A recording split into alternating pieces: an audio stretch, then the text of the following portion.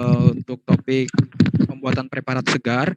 Jadi sebelumnya aku mau tanya kepada teman-teman, apakah dari soal pretest tadi ada yang teman-teman ingin tanyakan?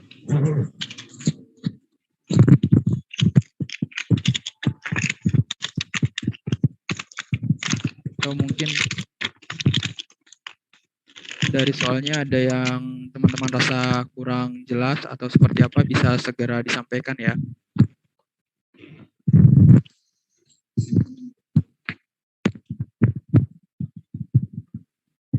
Oke, sepertinya tidak ada, sepertinya semuanya sudah jelas. Mungkin bisa dilanjutkan Kak asisten yang lain, silahkan.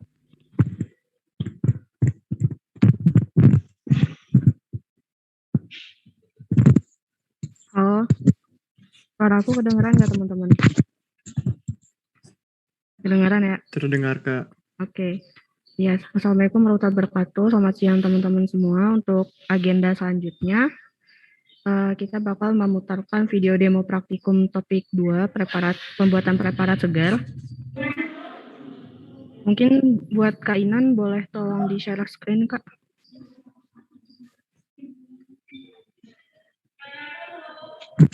Iya. Sudah kelihatan belum videonya? Sudah.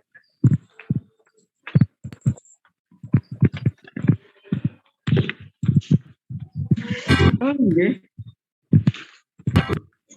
Kayaknya sih. Oh, ini dulu aja Inan di pause. Oke teman-teman, sebelum diputar izin menginfokan dulu ya. Mulai dari topik 2 dan seterusnya itu mulai ada pembuatan LPS atau lembar pengamatan sementara. Jadi ini teman-teman bisa nyiapin LPS-nya dulu. Formatnya udah ada di GCL, sebelumnya udah di post. Ini semuanya udah nyiapin LPS-nya kan ya? Maksudnya sekalian jelasin, nanti sekalian teman-teman ngisi LPS-nya terkait fungsi hasil tiap perlakuannya seperti apa begitu. Diketik kok. Oke, kayaknya udah ya. Oke, boleh lanjut Kak Inan. Ya, sebelumnya mohon maaf ya, ini kayaknya agak patah-patah soalnya tadi OBS aku agak error gitu. Aku play ya.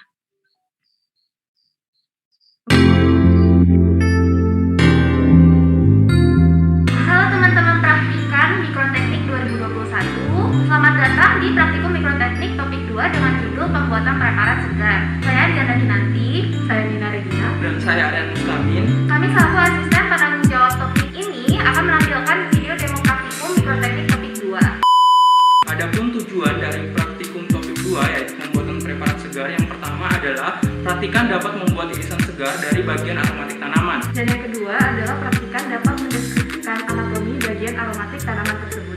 Selanjutnya kami akan menjelaskan alat dan bahan yang digunakan pada praktikum kali ini.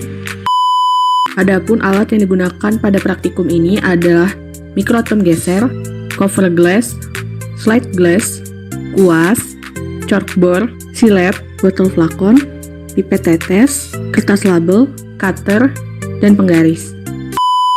Bahan yang digunakan dalam praktikum kali ini adalah umbi wortel, aquades, NaOH 5%, safranin 0,1%, gliserin 5%. Beberapa spesimen meliputi daun jeruk, daun kayu manis, daun nilam, dan daun sikat botol.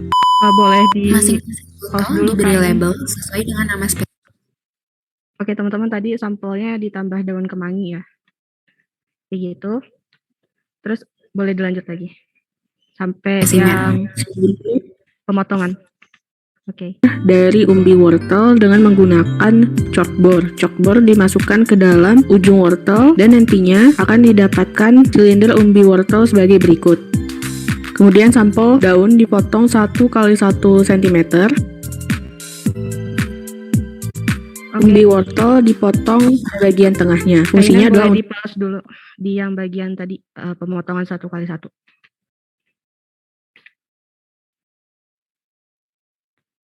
Tempat sisipan sampel daun pada bagian. Oke. Nah, oke. Sebelumnya saya mau tanya dulu, teman-teman kan sudah buat TM ya.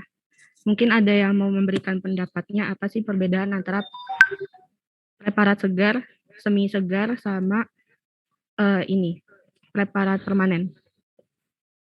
Ada yang mau mencoba menjawab?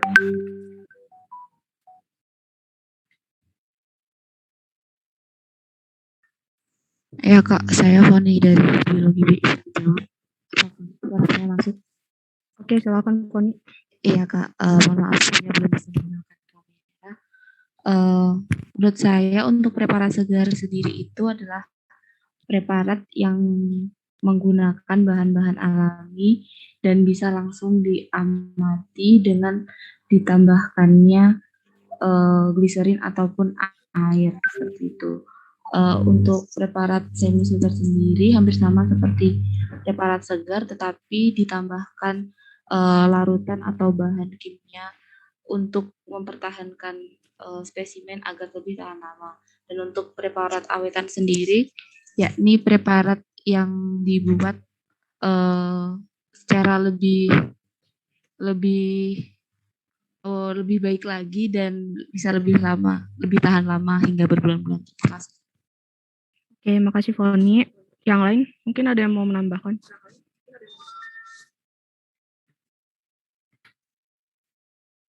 Hai teman-teman, kalau nggak ada yang mau ini aku tunjuk ya. Permisi. Oke, Kasturi. Silakan. Perkenalkan, nama saya Kastoria Maria dari kelas Biologi C. Izin menambahkan, untuk preparat segar biasanya memiliki jangka waktu untuk masa tahannya itu tidak terlalu lama. Sementara untuk preparat semi segar itu juga hampir sama, namun perlu ditambahkan larutan fiksatif. Untuk yang preparat yang permanen itu jangka waktu untuk masa tahannya itu, masa tahan preparatnya itu cukup panjang. Sekian. Oke, makasih buat Kasturi sama Foni. Aku sedikit nambahin, jadi perbedaannya antara preparat segar, semi segar, sama preparat permanen itu, yang pertama preparat segar itu preparat yang dibuat saat itu juga, jadi sampel yang kita gunakan itu masih dalam keadaan yang segar, dilakukan tanpa penambahan pengawet, begitu, sehingga nanti ketahanannya sendiri karena dia nggak pakai pengawet itu singkat, sekitar kurang lebih 24 jam atau beberapa hari saja. Kemudian setelah 24 jam atau beberapa hari tersebut, ntar kualitas dari preparat tersebut itu menurun dan akan sulit untuk diamati. Terus untuk preparat semi segar atau semi permanen itu preparat yang berasal dari preparat segar tapi ditambahkan pengawet berupa gliserin jelly ataupun bisa juga cat kuku gitu ya untuk sebagai perekatnya. Jadi ketahanan dari si semi permanen ini pastinya lebih lama dibandingkan dari preparat segar, tapi tidak selama dari preparat permanen karena perekatnya sendiri itu mudah kering.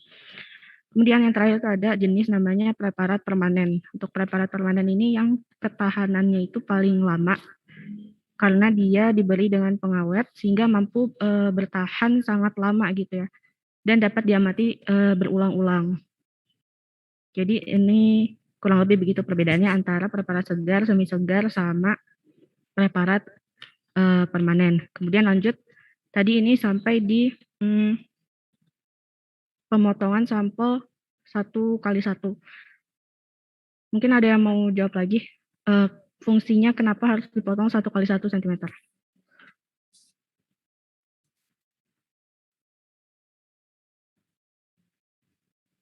Halo, izin menjawab?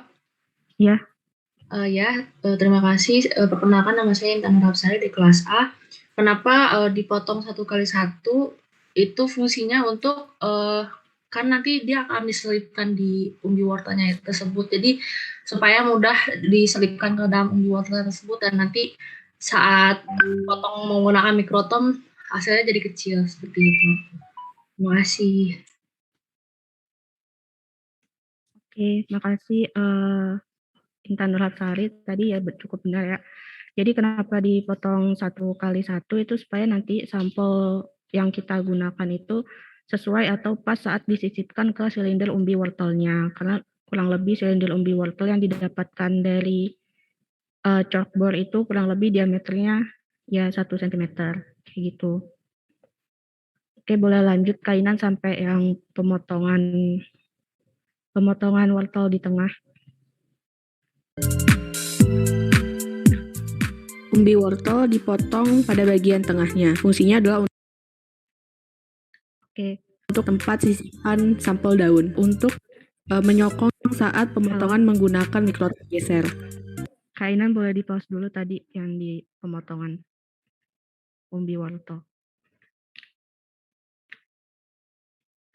Oke, jadi ini juga fungsinya kalau untuk pemotongan si umbi wortel ini di tengah, tadi juga sudah dijelaskan untuk menyisipkan si sampel yang sudah dipotong 1 kali 1 cm di tengahnya si umbi wortel.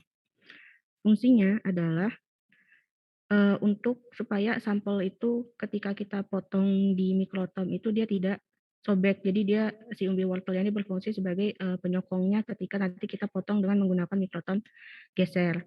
Nah ini kita potong di tengah juga nggak sampai putus gitu ya, nggak nyampe bawah kebelah dua gitu si umbinya.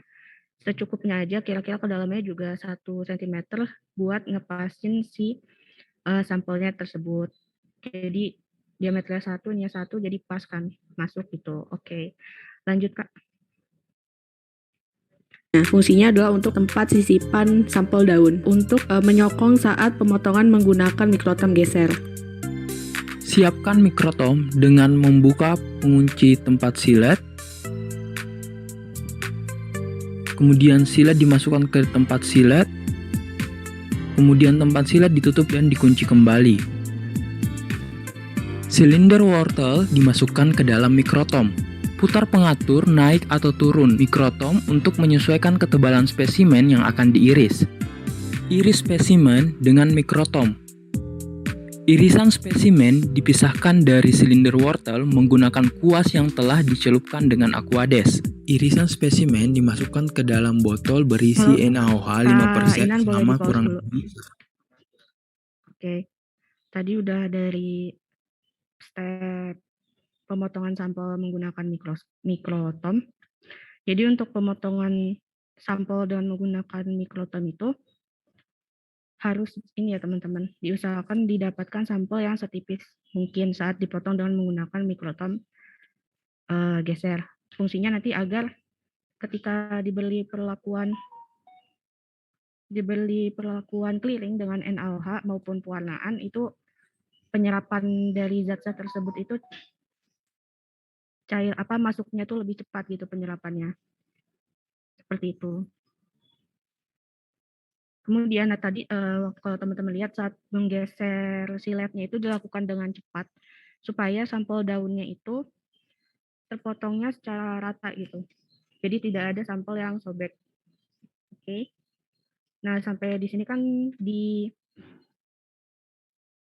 sampel atau spesimen direndam dengan menggunakan NaOH 5%. Mungkin ada yang mau berpendapat kenapa menggunakan NaOH 5%. Tadi di pretestnya ada.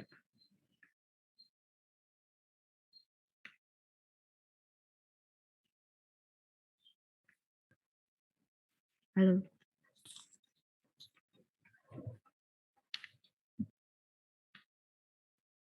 Nggak ada nih. Iya. Nggak ada. Maaf Kak, saya Rafida dari biologi C. Siapa dulu nih? Oh iya. Teman-teman nggak kelihatan. Tadi siapa duluan?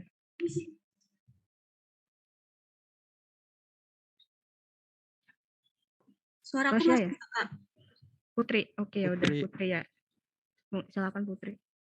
Ya Kak, perkenalkan saya Putri dari kelas biologi A. Izin menjawab, dari penggunaan NaOH 5% ini digunakan untuk melunturkan atau melarutkan klorofil yang ada dalam jaringan tersebut Kak. Sehingga nanti akan mempermudah pengamatan di bawah mikroskopnya. Seperti itu Kak jawaban dari saya. Terima kasih. Sama-sama. Oke. Tadi jawaban dari Putri sudah cukup benar ya teman-teman. Jadi perendaman spesimen atau sampel pada NaOH itu disebut dengan tahap clearing atau penjernihan. Itu kenapa perlu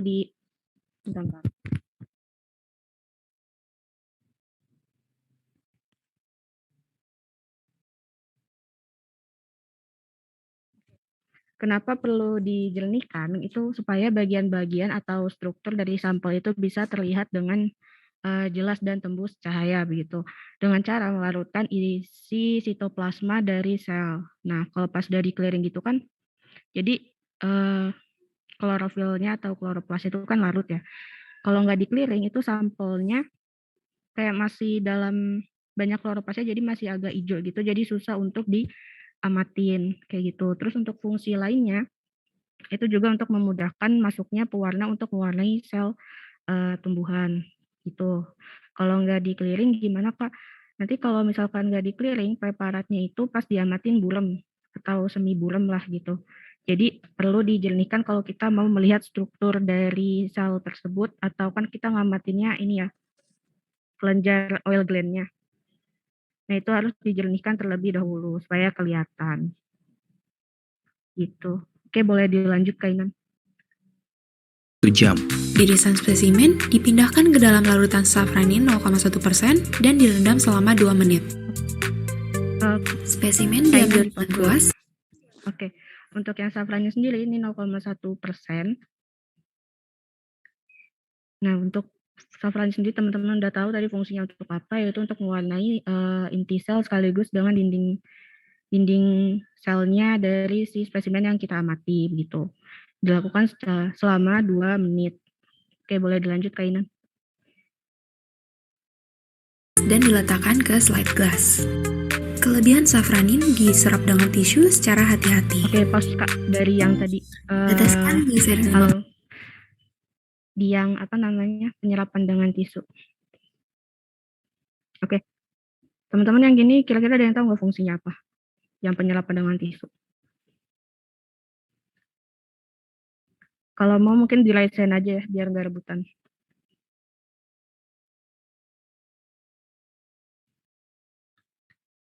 Kalau nggak ada aku tunjuk.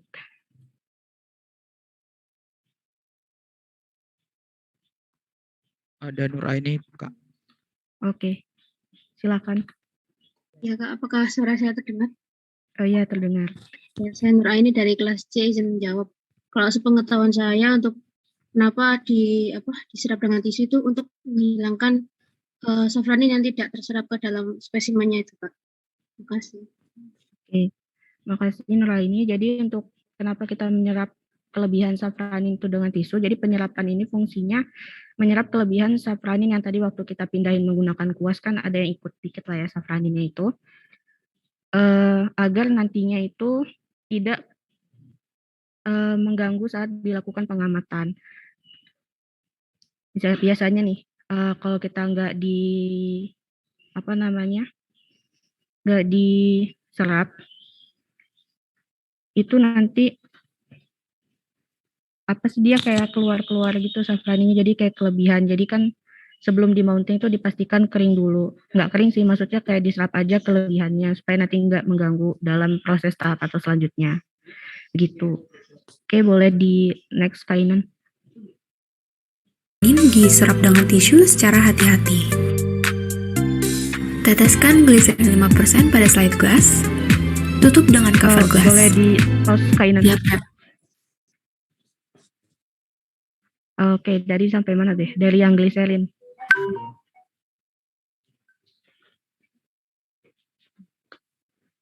Nah ini, teman-teman ada yang tahu fungsi gliserin apa? Ini ada yang kalau di layar aku ada yang Lydia sama Alfi. Yang angkat tangan mungkin dua-duanya boleh deh. Lydia dulu. Iya, halo Kak. Ya. Kenalkan saya Lydia Gahari dari kelas B. Kalau yang saya tahu, gliserin ini penggunaannya untuk menjernihkan spesimen agar dapat dilihat pengamatan yang dilakukan itu lebih baik gitu Pak saat digunakan menggunakan mikroskop. Oke, makasih Lydia. Terus tadi satunya boleh yang angkat tangan Alfi. Nama saya Fusuraya dari kelas biologi C SMK. Jadi fungsi dari gliserin itu sebagai agen mounting agar bayangan dari objek itu dapat dipantulkan dan diamati dengan lebih jelas dalam dengan mikroskop seperti itu. Ya, Oke. Oke, lanjut ya. Makasih tadi udah mau jawab. Aku videonya ditutup aja di situ. Saya lanjut ngejelasin terkait fungsinya. Untuk gliserin sendiri, jadi sudah benar apa yang disebutkan teman-temannya. Untuk gliserin itu berfungsi sebagai agen pelekat. Kalau pelekatan itu kan disebut prosesnya namanya mounting ya teman-teman. Kalau agen pelekatnya itu disebut mountan.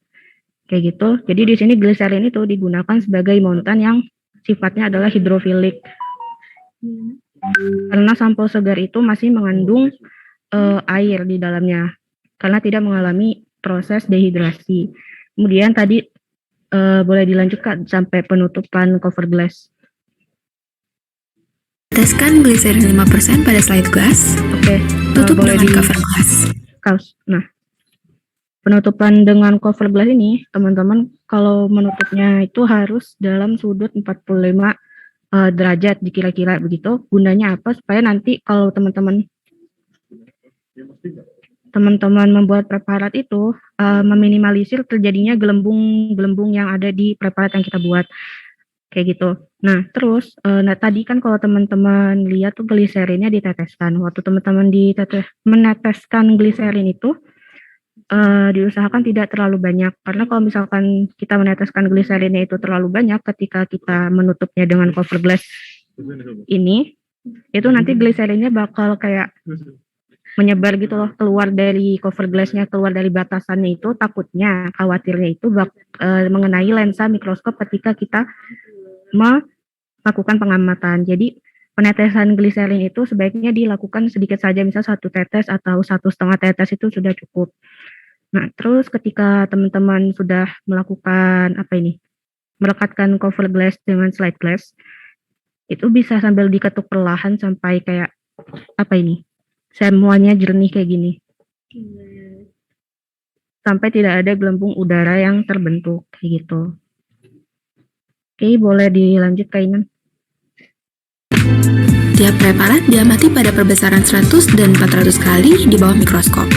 Sekian video demo praktikum mikroteknik topik 2. Selamat belajar. Sampai jumpa di waktu praktikum. Dadah. Oke, mungkin sekian dulu dari metode atau step-step dari pembuatan preparat segar. Habis ini ada penjelasan dari kakak asistennya terkait hasil dari preparat segarnya sendiri. Kemudian kepada kakak-kakak yang bertugas mungkin dipersilahkan.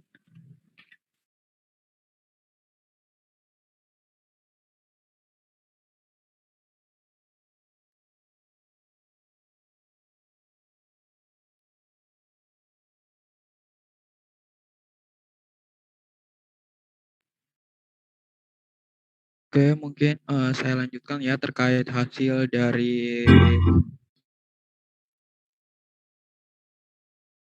pembuatan preparat segar. Mungkin Inan bisa di slideshow terlebih dahulu.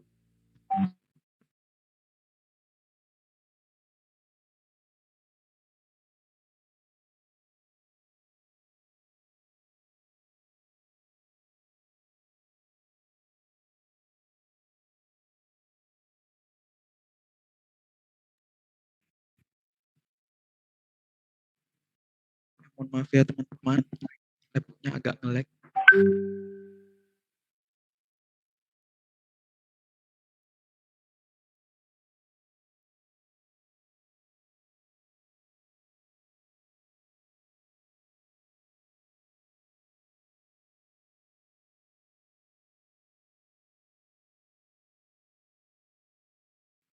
Oke, ini adalah gambar dari preparat daun kemangi. Itu ada perbesaran 100 kali dan juga 400 kali. Mungkin dari gambar preparat ini tadi sudah dijelaskan mengenai metode. Nah, dari gambar preparat ini kira-kira dari teman-teman ada yang bisa menjelaskan nggak dari visual dari gambar preparat daun kemangi ini kenapa seperti ini? Bisa right hand.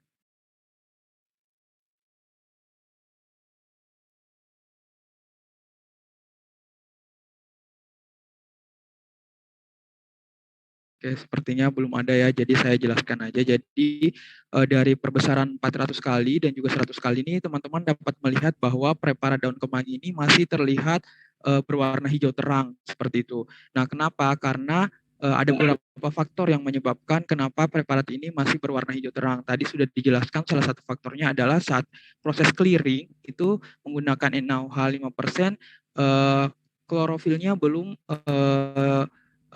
bersih gitu, belum terserap oleh NaOH. Kenapa? Karena mungkin ada faktor lain, yaitu daun saat pemotongan itu daun irisan spesimennya itu terlalu tebal, sehingga saat proses perendaman itu membutuhkan waktu yang lebih lama seperti itu. Makanya di sini terlihat masih berwarna hijau. Kemudian kenapa pewarnanya tidak terserap gitu? Kan tadi kita menggunakan safranin 0,1%, karena di sini klorofilnya belum terserap oleh NaOH. Jadi untuk proses pewarnaannya juga sulit untuk menyerap ke jaringan seperti itu.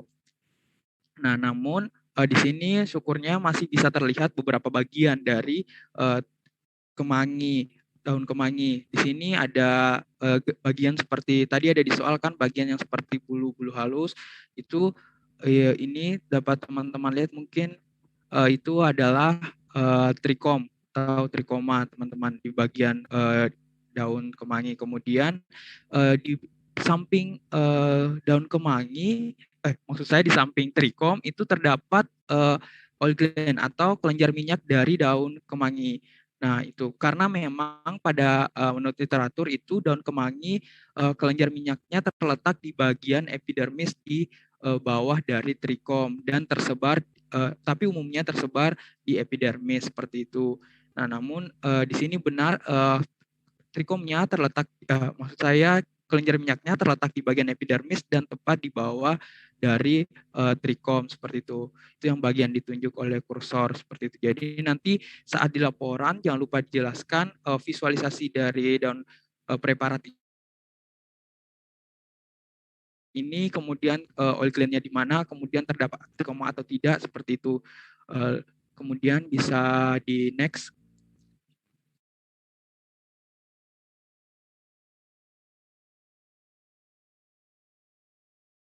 Oke, selanjutnya ada daun nilam.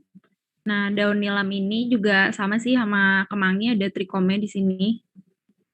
Nah, menurut literatur, daun nilam itu oil gland-nya terletak pada jaringan epidermis dan juga ada di pinggir jaringan epidermis. Jadi dari hasil pengamatan kemarin itu alhamdulillah terlihat dua-duanya, ada yang di pinggir, ada yang juga di jaringan epidermis. Jadi kalau yang perbesaran 100 ini kurang terlihat ya. Jadi yang perbesaran 400 yang bisa dilihat yang kecil ini itu ada di pinggir jaringan epidermis ya, agak keluar gitu.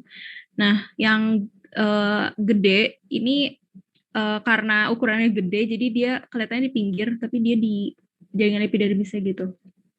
Gitu. Jadi ada dua untuk yang daun nilam ini. Terus selanjutnya ada daun jeruk. Nah, di sini udah kelihatan jelas banget sih si oil gland-nya itu ada di mana. Jadi dari perbesaran 100, oil gland-nya itu yang ada di sini. Nah, yang perbesaran 400, oil gland-nya di sini. Jadi oil gland di daun jeruk itu ada di bagian epidermis daunnya, dan dia itu formasinya atau apa namanya? Atau letaknya itu sejajar gitu loh. Dia cuma satu garisnya doang. Oil gland semua. Yang warnanya agak transparan gini. Kemudian next ada daun skat botol. Nah, daun skat botol itu menurut literatur letak oil gland-nya itu ada di jaringan epidermis dan juga dia bisa tersebar di jaringan palisade. Nah, dari pengamatan kemarin itu yang teramati ada di jaringan palisadenya. Jadi kalau di perbesaran 100-nya itu yang ini nih. Nah, kalau di perbesar jadi 400, oil gland-nya itu yang ini.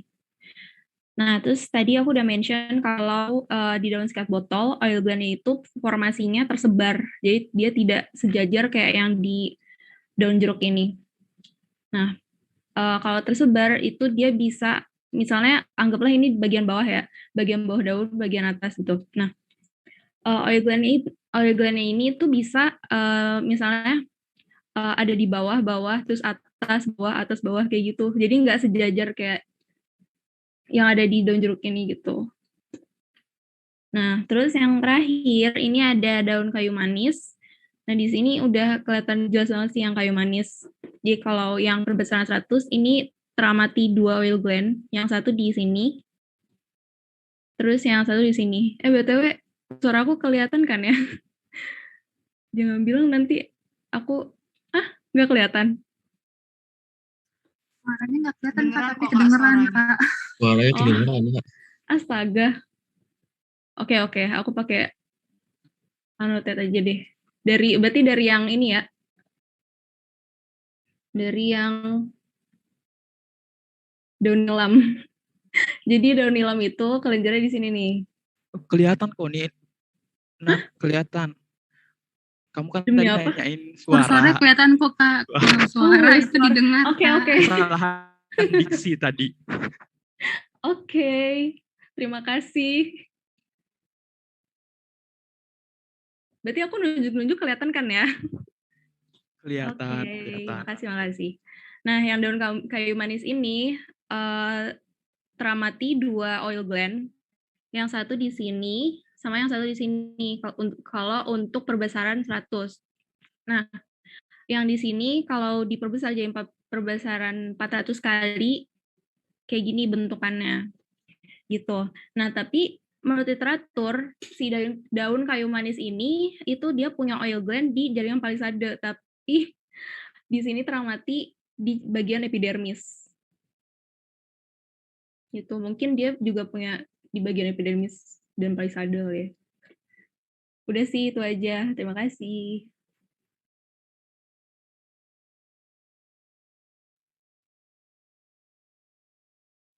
Oke, mungkin sebelum ke pembahasan laporan, mungkin kita buka sesi tanya jawab dulu untuk video tadi dan juga hasil dari praktikum. Silahkan teman-teman apabila ada yang ingin ditanyakan, dipersilahkan untuk raise hand terlebih dahulu.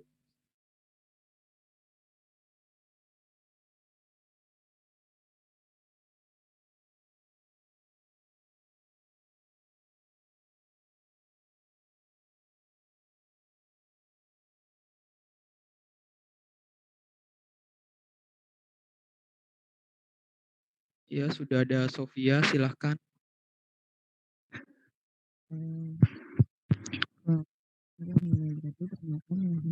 Adalah video yang tadi itu kan di itu kan ada tempat silet Kak ya.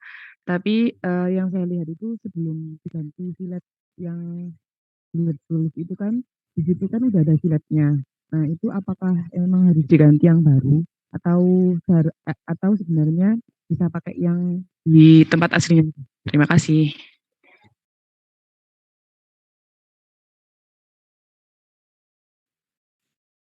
Ya, aku coba menjawab ya. Jadi kalau mikrotom geser itu teman-teman memang menggunakan silet yang biasanya itu kita beli di kios-kios gitu kan. Seperti yang ada di video tadi. Jadi memang kan kalau mikrotom geser itu bentuknya lebih kecil daripada mikrotom putar gitu. Kalau mikrotom putar biasanya itu memang sudah ada siletnya gitu, ada pisaunya sendiri kalau mikrotom putar. Tapi kalau mikrotom geser itu memang kita harus ganti untuk siletnya gitu.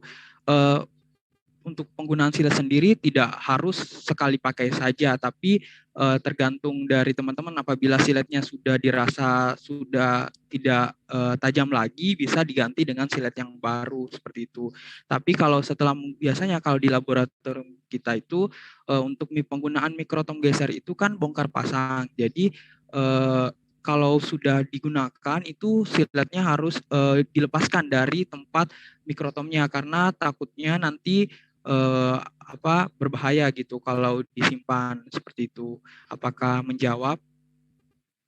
Terima kasih atas penjelasannya Kak. Baik, mungkin ada dari Lydia, silahkan. Iya, halo Kak. Perkenalkan saya Lydia dari kelas B.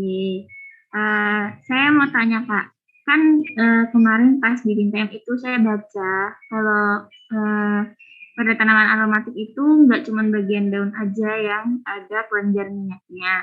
Nah, kalau misalnya kita membuat preparat segar dari bagian lain, misalnya dari akar, nah itu apakah kita akan menggunakan silinder wortel seperti tadi juga ya Kak ya? Apakah cara pembuatan semua preparat segar ini sama seperti itu Kak?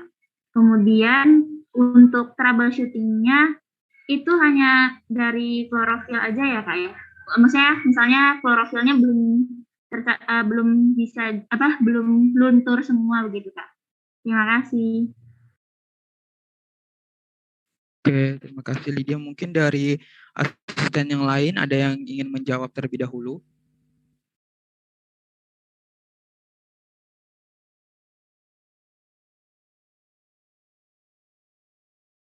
Oke, mungkin aku mau coba jawab ya, yang tadi pakai umbi wortel apa enggak buat apa namanya, spesimen yang bukan daun. Mungkin kalau sepemahaman aku kan wortel itu kan untuk menyokong biar dia itu nggak apa ya, biar motongnya tuh plek lurus gitu kan.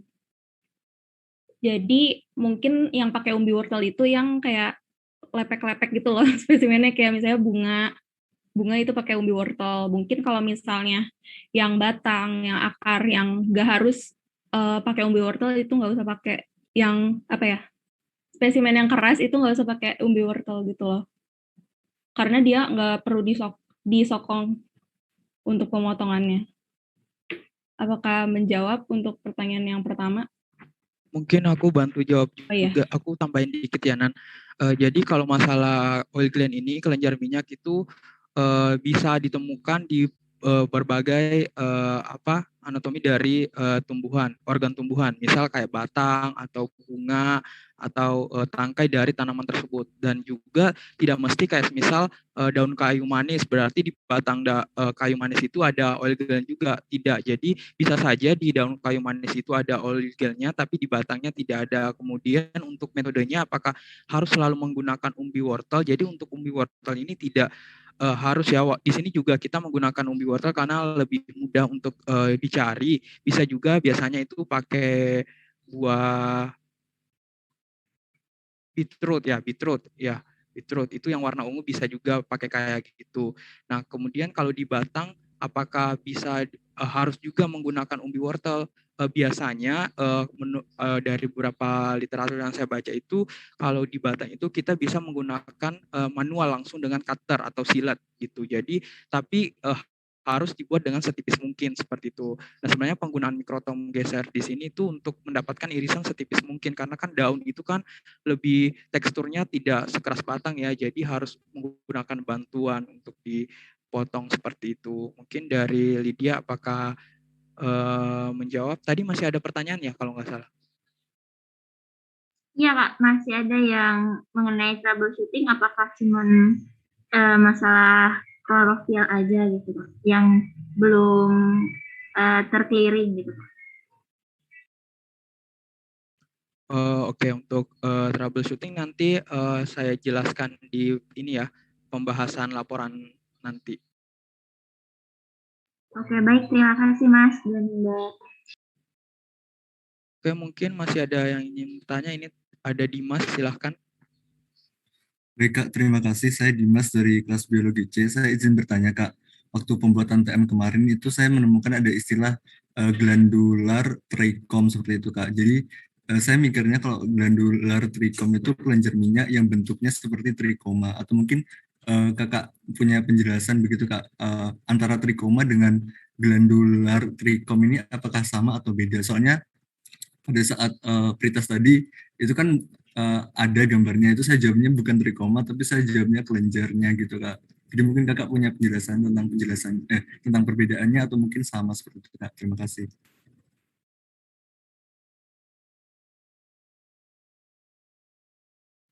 Terima kasih. Mungkin dari teman-teman asisten ada yang ingin menjawab terlebih dahulu, silahkan.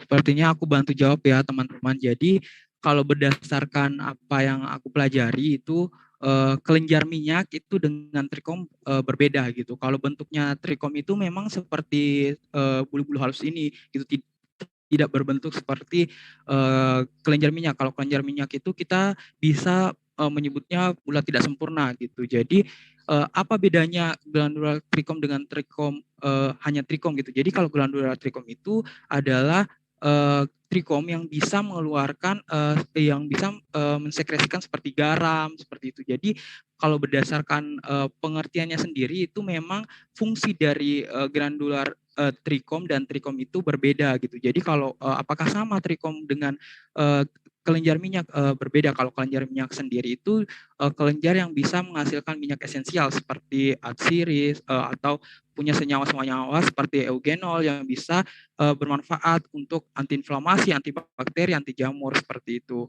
Mungkin dari jawaban saya, apakah bisa menjawab, Dimas? Izin feedback ya Kak. Berarti untuk glandular trikom sama trikom itu berbeda begitu ya Kak intinya? Iya, mungkin kalau bentuknya bisa saja sama, tapi fungsinya sendiri atau senyawa yang dihasilkan itu berbeda di jaringan tumbuhan. Oke, baik Kak. Terima kasih untuk penjelasannya.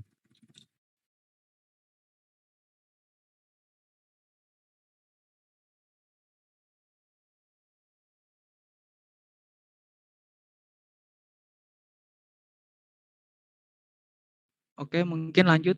Ada yang ingin bertanya lagi, itu ada Zaihan. Iya Kak, selamat siang. Sebelumnya perkenalkan saya Zaihan Pahlevi dari kelas Biologi B. Saya izin bertanya terkait ini Kak, safranin. Karena ada literatur yang saya baca, safranin itu harganya cukup mahal sama membutuhkan perawatan yang cukup gitu Kak.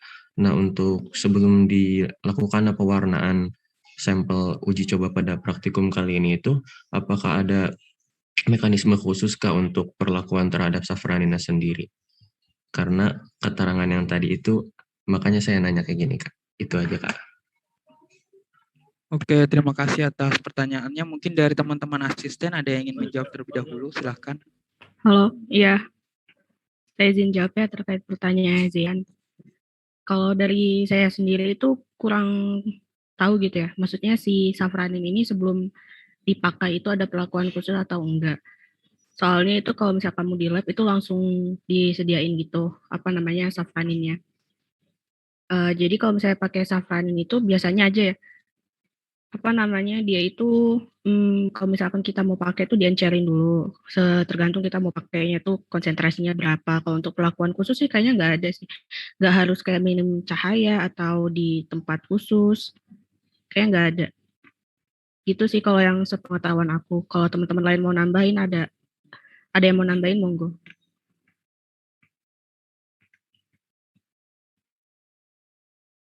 Halo, suara aku terdengar nggak? Masuk Kak. Oke, aku izin menjawab ya J. Ini pertanyaan yang sebenarnya bagus tapi bukan sisi dari mahal tidaknya safranin. Tapi kapan saat kita yang tepat untuk masuk ke tahap pewarnaannya gitu. Karena mungkin ini aku ingin mengulas sedikit juga apa yang disampaikan Lydia. Betul sekali, kelenjar minyak itu juga tidak hanya dapat ditemukan di daun, tapi yang unik di sini mungkin beberapa famili tumbuhan Laminaceae itu juga khasnya memang kelenjar minyaknya itu pada daun. Tapi benar beberapa tumbuhan juga tidak hanya pada daun saja, di batang, akar, bunga dan sebagainya itu juga ada. Itu yang aku perlu garis bawahi. Namun dalam saat memilih spesimen ini, aku jelasin dasarnya dulu ya, biar nanti masuk ke pewarnaannya kalian jelas. Jadi dalam memilih spesimen kita banyak sekali pertimbangan. Jadi dari yang pertama mungkin organnya ya, daun, bunga dan sebagainya. Letak kelenjar minyaknya itu kita harus tahu dulu di mana kayak gitu. Yang kedua dari umur dari usia tumbuhan tersebut gitu. Kita nggak bisa sembarangan ngambil daun, misalnya daun yang tua, daun yang muda, ini pasti sangat berpengaruh saat kita membuat preparat. Yang kedua, saat proses pemotongan, mungkin tadi yang terlihat pada gambar kakak asisten memotong pada bagian tepi di daun nilam. Nah itu harapannya kalau di tengah kan ada tulang daun. Nah seandainya itu nanti tulang daun kita potong, kita masukkan, otomatis juga akan mempengaruhi preparat seperti itu. Dan seterusnya, banyak sekali yang harus diperhatikan pada saat proses pewarnaan menuju safranin.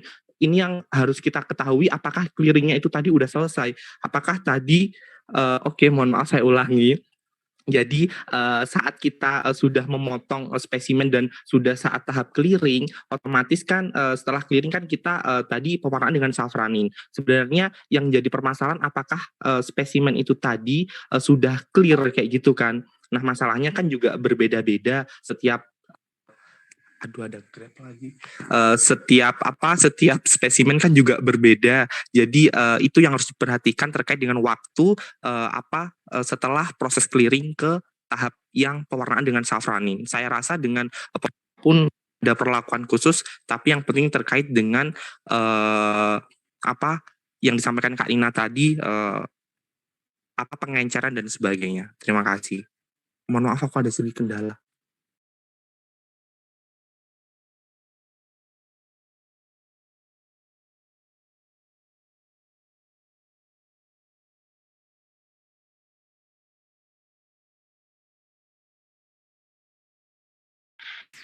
Oke gitu Zehan, tadi ada pertanyaan lagi, ada feedback atau sudah cukup?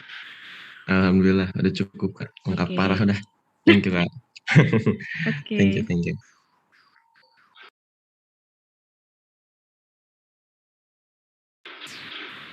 Siapa ini tadi yang mau tanya lagi? Sinta Siti ya? Suaraku masuk Kak? Iya, Halo? masuk. Iya. Saya juga bertanya, untuk lama perendaman dengan NaOH dan pewarnaan, apakah dapat dipengaruhi oleh jenis sampel yang digunakan ya Kak? Atau semua sampel memiliki lama perendaman dan pewarnaan yang sama? Terima kasih. Oke, bagus sih itu pertanyaannya. Jadi gini teman-teman, perendaman dengan NaOH itu sebenarnya berbeda antara tiap tumbuhan yang satu dengan tumbuhan yang lain. Kayak misalkan yang sampel, maksudnya yang daunnya tebal itu pasti perlu perendaman NaOH-nya lebih lama. Terus kalau yang tipis mungkin bisa lebih, maksudnya mungkin bisa kurang dari 1 jam gitu ya. Itu kemarin sebenarnya kita sudah merendam selama 10 menit gitu ya. Tapi sampelnya ini clearingnya tuh belum selesai. Kalau misalnya belum selesai ya kita lanjut lagi sampai si sampelnya ini benar-benar clear gitu. Atau kita anggap sudah dapat diwarnai dengan safranin. Soalnya kan teman-teman tuh tadi sebenarnya benar sih yang dikatain sama Kak Wahyu. Pasti semua tumbuhan itu banyak faktor yang perlu kita pertimbangkan. Dia tipe tanaman apa, dia sukulen atau bukan, dia terestrial atau bukan, dia tanaman muda atau bukan, kayak gitu itu juga harus dipertimbangkan. Jadi beda-beda kayak gitu. Misalkan yang sampel yang tipis itu biasanya kayak sejam aja sudah bisa terclear gitu waktu kita rendam dengan NaOH. Atau kalau misalkan tebal banget bisa jadi teman-teman itu nge-clearingnya tuh selama 24 jam kayak gitu. Kalau untuk safranin sih sama kayak dengan perendaman NaOH. Kalau misalkan udah clear banget kan kalau dia dimasukin ke safranin itu biasanya langsung bisa cepat 2 menit aja udah terwarnai. Kalau misalnya kelamaan nanti sampel teman-teman tuh bakal merah banget. Jadi nggak kelihatan apa yang mau kita amatin. Untuk kayak gitu kan berarti perendaman dengan safranin itu harus dikurangin dari 2 menit atau dari 5 menit jadi 2 menit, dari 2 menit jadi 1 menit aja kayak gitu. Emang perlu kayak perulangan yang bagus gitu sampai kita menemukan metode yang tepat untuk mewarnai sampel yang kita gunakan. Kayak gitu. Apakah sudah cukup menjawab atau ada tambahan dari teman-teman yang lain? Mungkin aku izin nambahin sih. Untuk pertanyaan tadi, untuk lama perendaman juga dipengaruhi dengan konsentrasinya juga sih. Pengaruh kayak apa sih? Kalau konsentrasinya lebih tinggi berarti dia lebih cepat gitu. Tapi gitu deh. Nah, dari yang tadi dijelasin Nina sama Wahyu kan tergantung sama ketebalannya. Jadi bisa dilihat di sini kalau kemangi ini tuh direndam sejam. Terus daun apa ya? Nih daun jeruk juga direndam sejam. Tapi klorofilnya itu yang daun jeruk itu lebih apa ya? Lebih larut di dalam NaOH-nya. Jadi transparan gitu dibandingkan yang kemangi ini. Jadi bisa jadi si daun kemangi ini ngirisnya tuh ketebalan gitu loh. Walaupun perendamannya sama. Jadi mungkin beda-beda gitu waktu perendamannya. Kok aku muter-muter sih? Apakah menjawab? Menjawab, Kak. Terima kasih. Oke, masih ada yang bertanya tadi, Septian silakan. Oke. Terima kasih Kak atas kesempatannya. Apakah suara sudah masuk Kak? Iya masuk. Iya Kak, menyambung tadi terkait pewarnaan ya Kak. Tadi kan yang saya buat di TM itu saya nulis tentang pewarna alami atau natural days. Nah kira-kira nih secara umum yang sering digunakan itu pewarna yang alami atau sintetik. Kemudian hasil yang dihasilkan nanti itu lebih bagus mana ke antara yang sintetik dan alami. Terima kasih.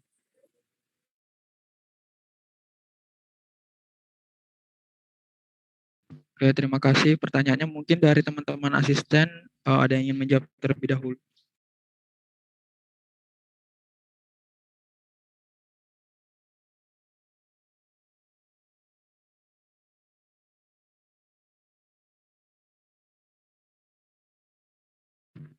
Oke, mungkin aku coba jawab terlebih dahulu ya.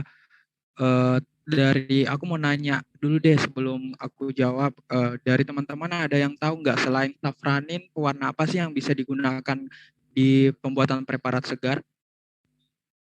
Dari TM-nya kan pasti sudah ada tuh. Mohon izin menjawab Pak. Mohon izin menjawab. Oh siap ini. Ya Hanif mungkin silahkan. Ya, selain safran itu juga bisa menggunakan face green. Oke, betul. Jadi selain safranin bisa menggunakan face green ya. Jadi kalau sejauh ini kami membuat preparat segar yang paling umum digunakan itu safranin dan juga face green. Tapi yang untuk di lab sendiri pewarna yang khususnya di lab kita biologi itu yang paling sering digunakan itu safranin. Nah, kenapa menggunakan pewarna itu? Karena memang pewarna tersebut yang sejauh ini saat kita praktikum ataupun penelitian yang ada di lab itu lebih nampak untuk jaringannya itu safranin, pewarnaan dengan menggunakan safranin seperti itu.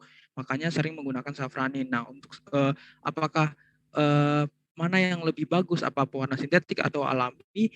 Sejauh ini kami juga belum pernah melakukan penelitian terkait menggunakan pewarna alami, tapi dari info dari Bu Nunung kemarin ada pembuatan preparat itu menggunakan pewarna dari buah murbei.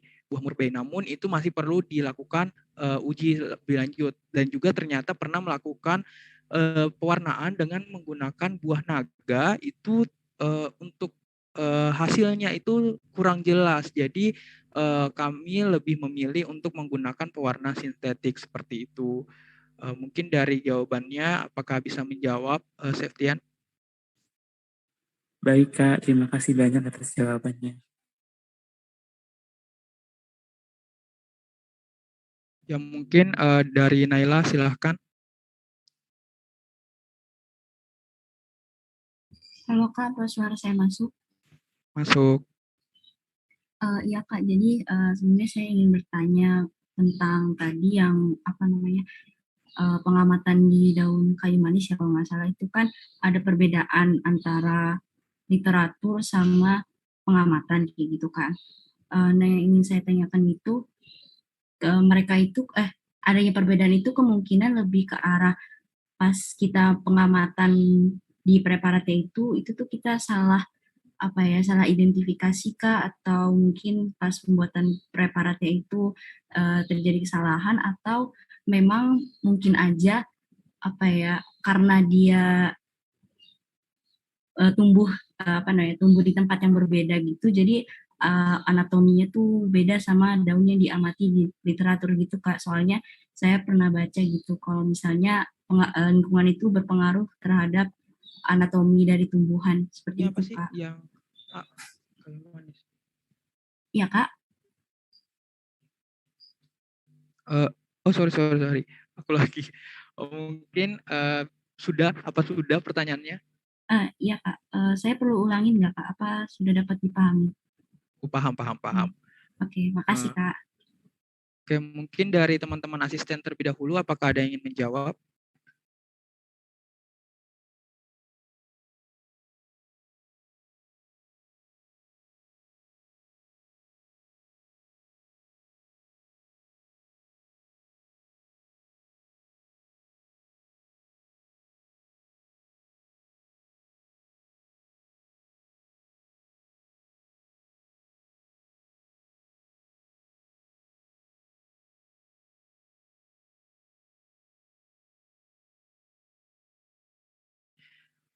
Ya mungkin aku bantu jawab ya terkait hal ini. Jadi kalau masalah kesalahan identifikasi, kita kan mengidentifikasi berdasarkan hasil dari pengamatan gitu. Maksudnya hasil dari yang ada di bawah mikroskop seperti itu.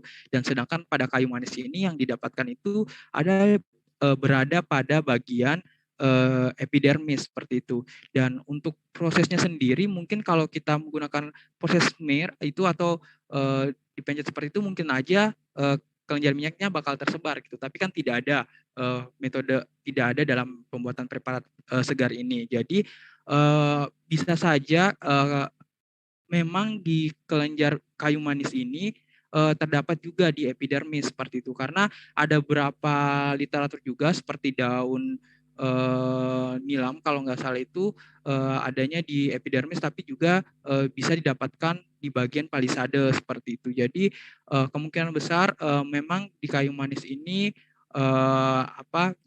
juga bisa terdapat di bagian epidermis. Tapi untuk lebih lanjutnya mungkin nanti saya akan juga coba mencari gitu di literatur apakah memang ada seperti ini. Mungkin dari teman-teman juga bisa mencari-cari literatur jika mendapatkan informasinya bisa disampaikan.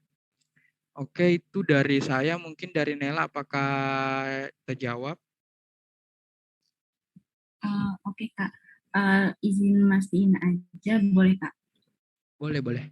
Berarti kalau kayak gitu mungkin aja ya kalau misalnya kelenjar minyak ini bisa ditemuin di daun tapi di bagian lain tergantung sama literaturnya gitu ya Kak? Iya, betul. Oke Kak, terima kasih untuk jawabannya.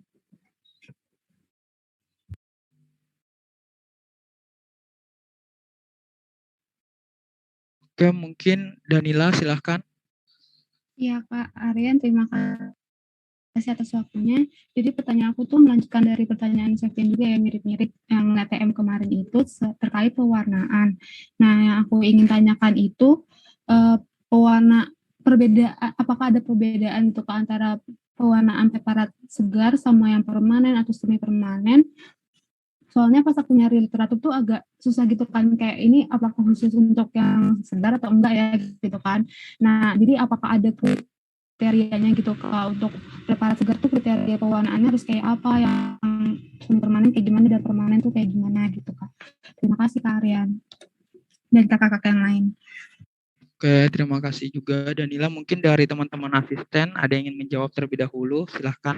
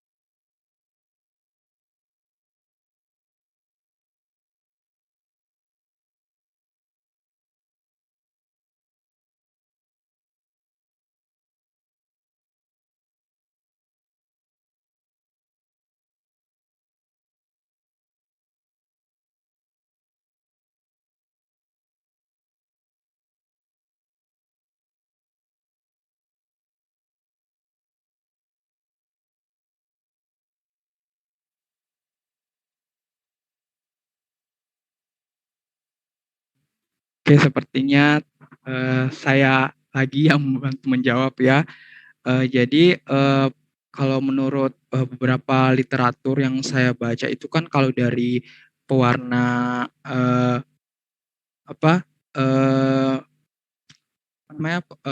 dari preparat segar itu kan kita biasanya menggunakan safranin dan fast-green yang paling sering digunakan gitu.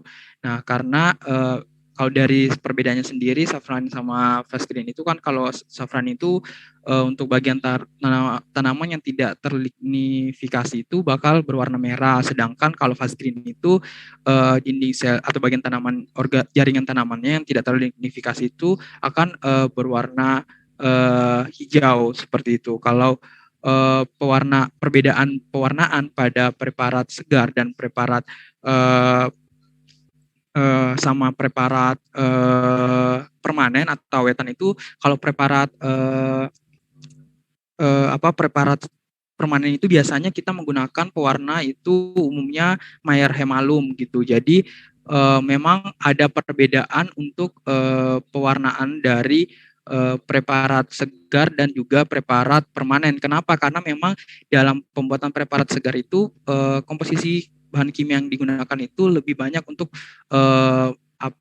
ibaratnya membuat preparat tersebut lebih awet atau lebih bertahan lama seperti itu. Maka penggunaan konsentrasi juga bisa berbeda, penggunaan pewarnaan pun juga bisa berbeda seperti itu. Apakah menjawab, Danila? Ya, Kak Ren. Jadi karena emang udah ada kayak ketentuan aja, jadi kalau misalnya yang permanen itu lebih bagusnya pakai ini gitu ya. Jadi misalnya kalau misalnya kita mau pakaikan safranin ke yang permanen gitu, apakah bisa Kak, atau bisa tapi konsentrasinya aja gitu yang ditinggiin atau gimana gitu?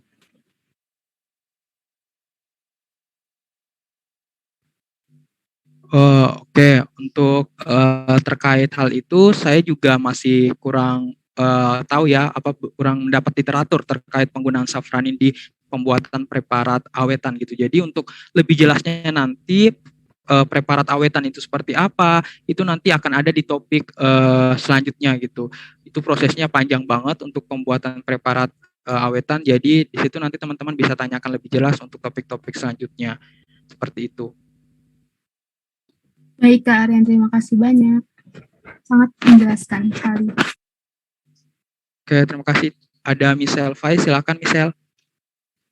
Iya Kak, terima kasih atas kesempatannya. Saya Michelle dari kelas C, izin bertanya Kak. Mungkin mau bertanya soal pentingnya pengulangan sih Kak dalam pembuatan preparat basah. Karena kan tadi kalau di video mungkin itu sudah diedit, jadi terlihatnya begitu langsung diiris, langsung diambil seperti itu Kak untuk sampelnya. Nah, kemudian untuk dalam kegiatan nyatanya itu apakah nanti perlu merendam beberapa spesimen daun seperti itu, nanti dipilih mana yang terbaik, atau untuk preparat basah ini tidak perlu seperti itu? Terima kasih.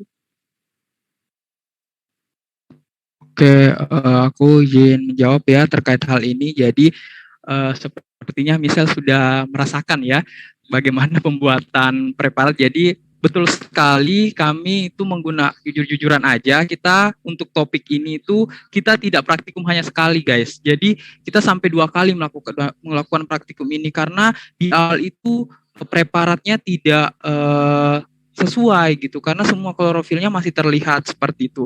Dan waktu itu setelah kami perlihatkan ke Bununung ternyata tidak di ACC untuk ditampilkan saat praktikum. Jadi gimana misal kalau itu offline gitu terjadi, pasti kalian bakal lebih hektik lagi gitu. Kita aja sebagai asisten udah melakukan beberapa kali. Nah, setelah diulang itu memang teman-teman saat melakukan ini jangan sampai hanya menggunakan satu potongan per spesimen gitu. Jadi saat perendaman itu ibaratnya gunakan banyak gitu spesimen, potong kurang lebih kami kemarin ada 5-6 potongan itu per spesimen, karena memang kita mau lihat gitu perendaman 1 jam itu mana lebih bagus atau kan kalau bahkan dari tahun kemarin itu kami dapat praktikum itu perendaman NaOH 5% ini hanya 10 menit gitu. Makanya pada saat praktikum pertama itu kami coba kok nggak kelihatan gitu kelenjar minyaknya, trikomnya, dan juga epidermis dan palisadanya nggak kelihatan sama sekali karena klorofilnya masih banyak. Makanya kami eksperimen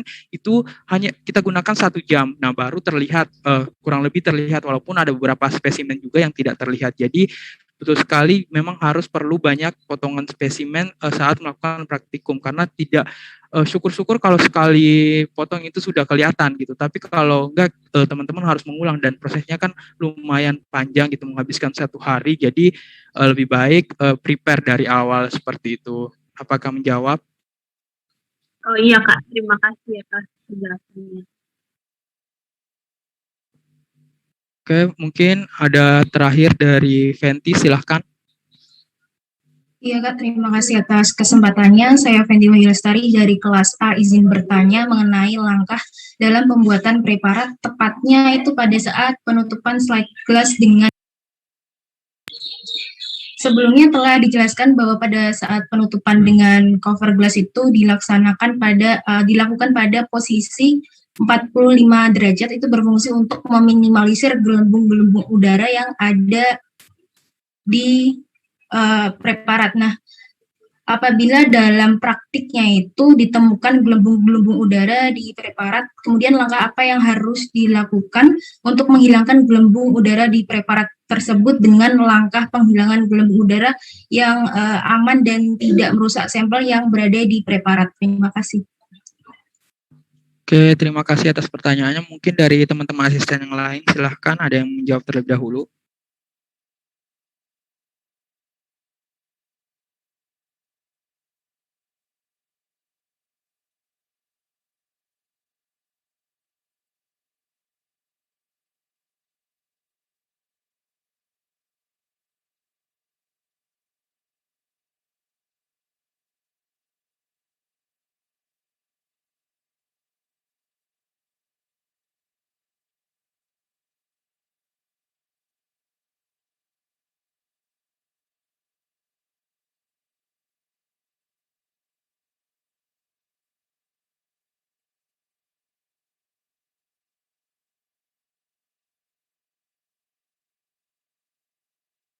Oke, mungkin aku mau konfirmasi sedikit. Tadi pertanyaan Fenty terkait untuk spesimen itu saat penutupan cover glass itu harus di sudut 45 derajat itu kan fungsinya kenapa gitu. Terus apa lagi tadi, Fen? Izin untuk mengkonfirmasi kembali untuk inti dari pertanyaan itu, apabila dalam praktiknya itu ditemukan walaupun sudah dilakukan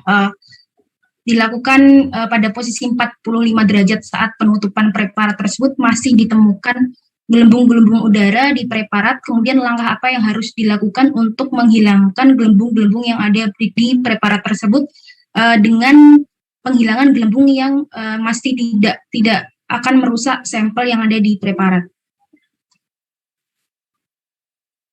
Oke, mungkin dari teman-teman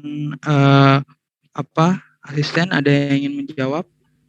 Oke, aku mungkin coba menjawab ya. Sebenarnya kata-kata 45 derajat ya nggak benar-benar asisten menggunakan busur mengukur itu 45 derajat juga enggak. Tetapi memang berdasarkan literatur 45 derajat memang anjurkan agar spesimen kita itu bagus kayak gitu, tidak ada gelembung-gelembung udara. Nah, sebenarnya dari apa yang sudah teman-teman asisten praktikumkan tidak case-nya itu tidak bukan masalah gelembung udaranya sebenarnya tapi kayak bleber-bleber gliserin dan sebagainya. Cuma kalau untuk masalah gelembung udara menurut aku pribadi ya, ini tidak berdasarkan literatur, ini memang menurut pendapat aku pribadi, karena saat ada gelembung-gelembung udara, kalau untuk pembuatan topik preparat segar ini mungkin langkah yang dilakukan ya kita hanya bisa memaksimalkan mana bagian spesimen kita yang tidak kena gelembung udara gitu. Kenapa Kak? Karena kita ada proses tadi mounting kata Kak Nina, ada penambahan gliserin di situ. Nah, kalau udah ditambahkan gliserin, preparat itu udah nggak bisa diapa-apain lagi gitu. awalnya aku ngide waktu itu karena waktu itu kita berkali-kali mencoba, bahkan satu spesimen itu ada yang 5, ada yang 10 potongan.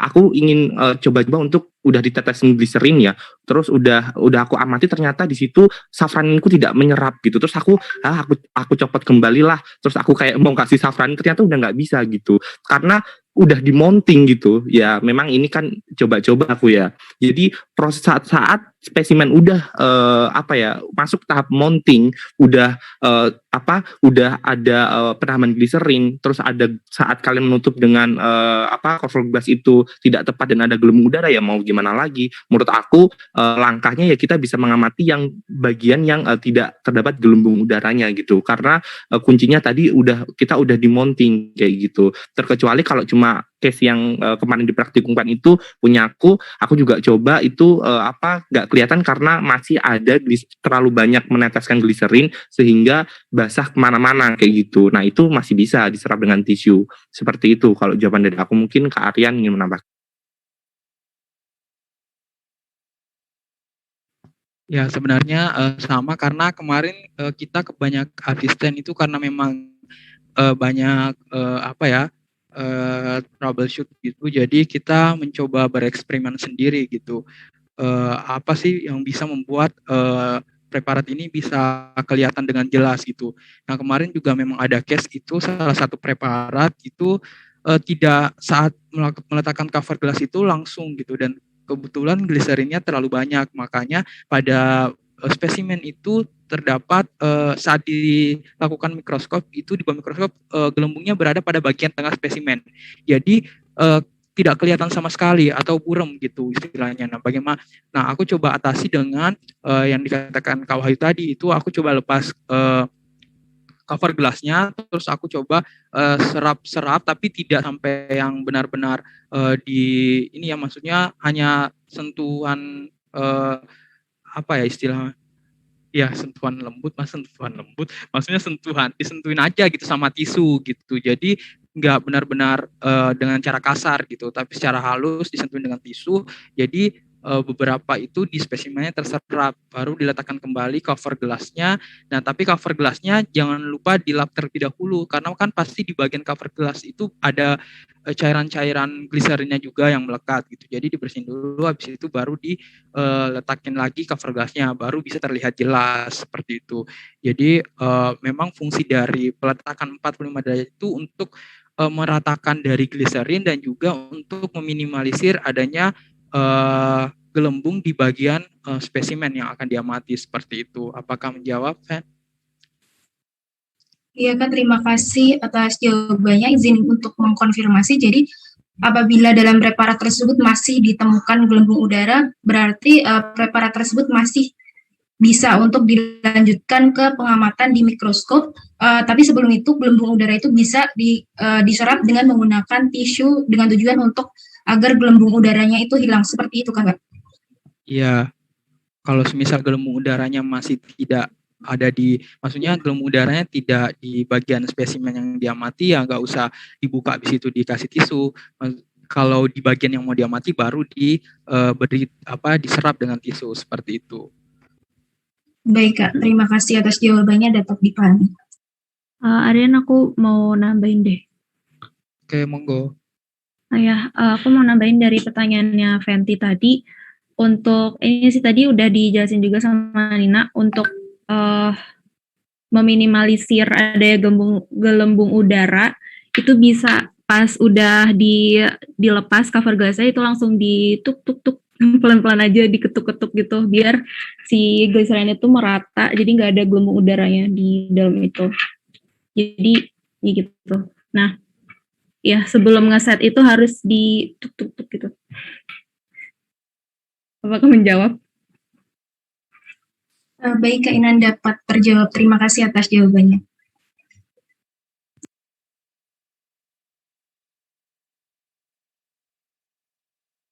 Oke, sepertinya tuk-tuk tadi menutup untuk pertanyaan hari ini ya.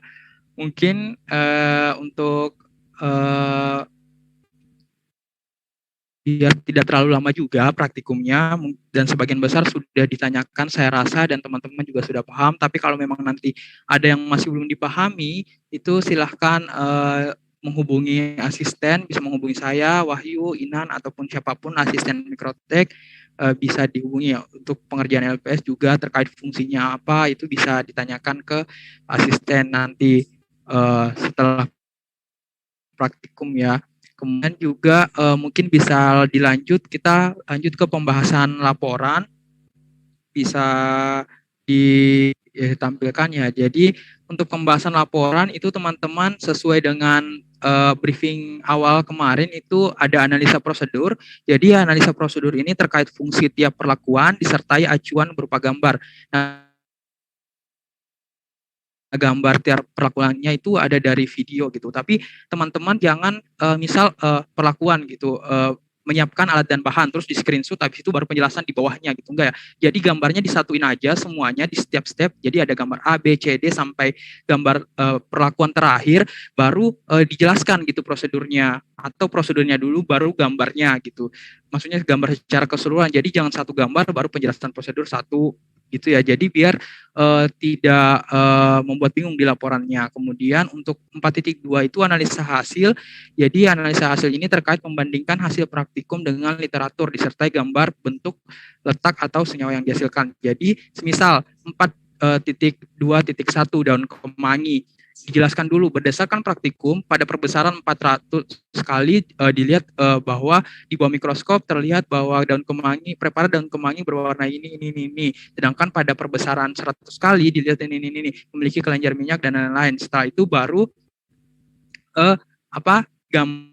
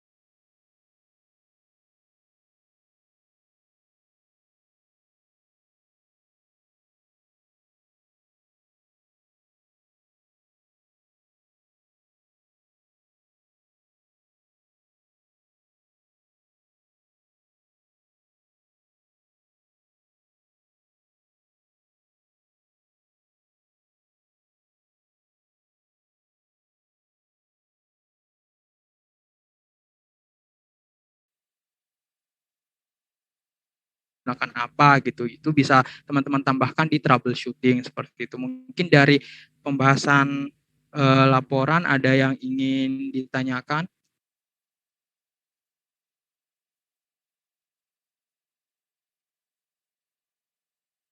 Halo Mas. Ya, silahkan. Ya, saya Lydia Gahari dari kelas B, izin tanya ya Mas. Itu tadi memang berarti 4.1 itu kita menjelaskan prosedur dari video ya, tidak disertai dengan citasi ya Mas ya. Kalau untuk citasinya dibahasnya di troubleshooting ya Mas. Kemudian untuk 4.3 saya masih bingung Mas. Jadi perbedaan tiap jenis preparat ini dijelaskan dari preparat yang kita hasil tadi. Kemudian kalau disambungin ke citasi itu gimana ya Mas? Saya bingung. Terima kasih. Oh, oke. Tadi pertanyaan terkait 4.1 itu analisa proses. Jadi tetap Lydia, jadi tetap di literatur itu dikasih literatur juga. Jadi kayak misal kayak penggunaan NaOH konsentrasinya itu berapa harusnya, kalau di literatur seperti apa, atau enggak ada metode yang lain yang digunakan gitu. Itu kalian tambahin literatur. Kalau di troubleshooting itu lebih ke masalah yang terjadi di saat praktikum gitu. Kalau semisal memang teman-teman menemukan literaturnya, bisa dibandingkan literatur, tapi kalau memang tidak didapatkan literaturnya tidak masalah juga. Terus kemudian untuk 4.3 sepertinya teman-teman juga bingung, saya pun juga bingung. Jadi mungkin kita ganti saja yang 4.3 itu jadi trikoma kelenjar atau trikoma glandular. Tadi ada yang menanyakan terkait itu, silahkan teman-teman ganti terkait penjelasan itu, jangan lupa disertai dengan gambar literatur. Jadi 4.3 itu trikoma kelenjar, itu penjelasan terkait trikoma kelenjar itu apa saja, kemudian karakteristiknya seperti apa dan bisa ditemukan di tanaman seperti apa. Seperti itu. Apakah bisa dipahami?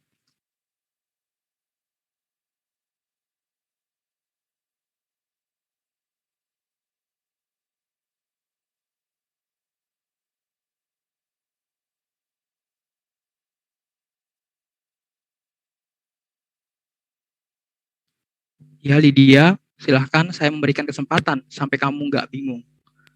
Oke, jadi berarti diusahakan pembahasan untuk 4.1 sama 4.4 itu nggak timpang tindih ya Mas.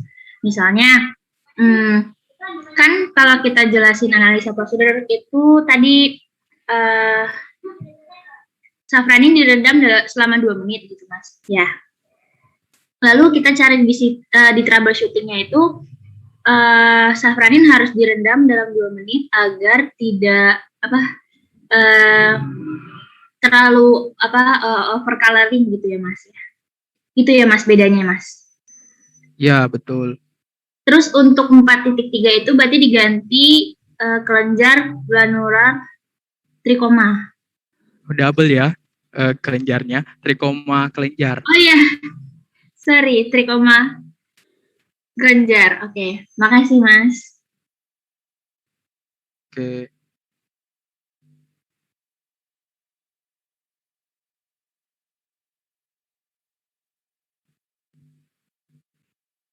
Oke, nanti untuk PPT-nya akan kami upload juga di di GCR. Teman-teman bisa mengambil fotonya di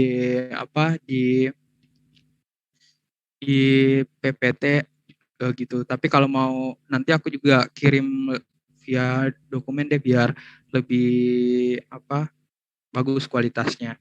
Seperti itu. Nanti saya kirimkan ke salah satu praktikan aja.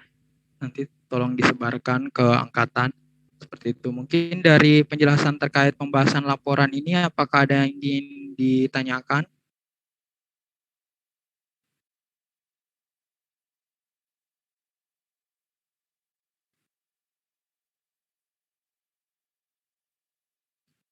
Oke, sepertinya sudah cukup ya. Mungkin aku untuk terkait TM minggu depan, itu nanti akan dikirimkan ke salah satu dari PJ topiknya, mengatakan kalau nanti akan dikirimkan ke salah satu praktikan. Jadi nanti temannya akan mengirimkan ke angkatan seperti itu. Ditunggu aja untuk TM-nya. Kemudian setelah ini akan ada post test untuk teman-teman. Itu soalnya berdasarkan praktikum hari ini ya. Jadi silahkan dijawab, dan beberapa soal mungkin sama kayak pretest mungkin.